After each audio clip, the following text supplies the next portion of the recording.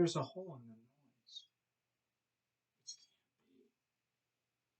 It's weird it is out there, hiding somewhere in the trees or somewhere out of sight. A spot where your ears and your mind are telling you there's no noise. It's it's like a shape you can't see except how everything else around it is touching it. It's a hole, and everything that steps into it stops being noise. Stops being anything, just stops. It's not like the quiet of the swamp, which isn't quiet, obviously, but it's less noisy. But this is a shape of nothing, where all noise stops, which is impossible.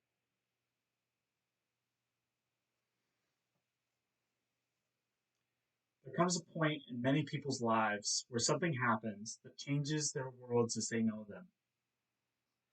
In that moment, they can't be who they once were. They need to step up and be someone who can face the unknown. Uncertainty during these times is almost tangible. Todd didn't know it yet, but when he heard the hole in the noise, that was his moment. The knife of never letting go tells us that although life is uncertain, we can pick how we react to adversity. The following piece contains suggestions of profane language and violent themes. The Knife of Never Letting Go by Patrick Ness.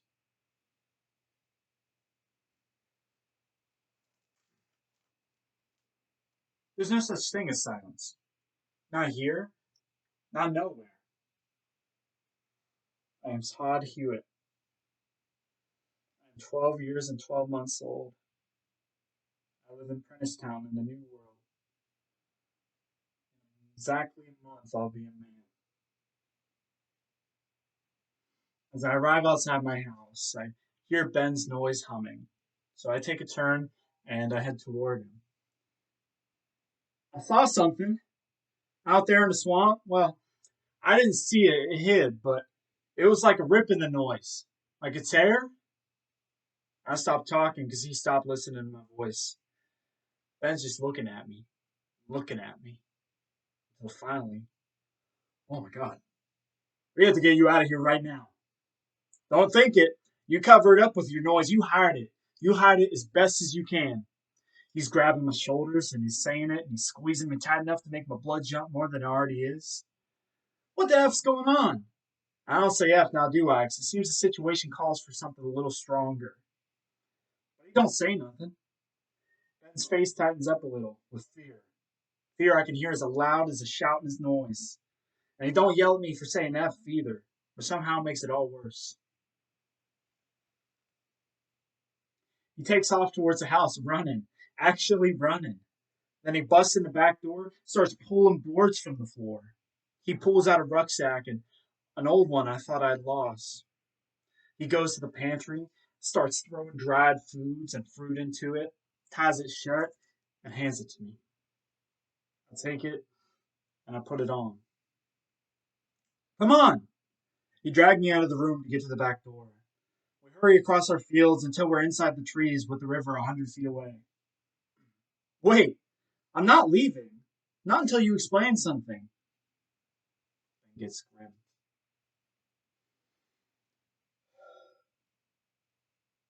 Time you knew the truth, boy. The noise was here when we landed. A naturally occurring phenomenon in the air. Always had been, always will be. Except it wasn't everyone. It was just the men. They couldn't stand the women knowing everything about them and them knowing nothing about the women. So the men of Town killed the women of Town. Todd. I feel a sickness in my stomach. I can't say how it all makes me feel. There's so much I want to ask, but I don't. I don't want to go. I ain't a man yet, Ben.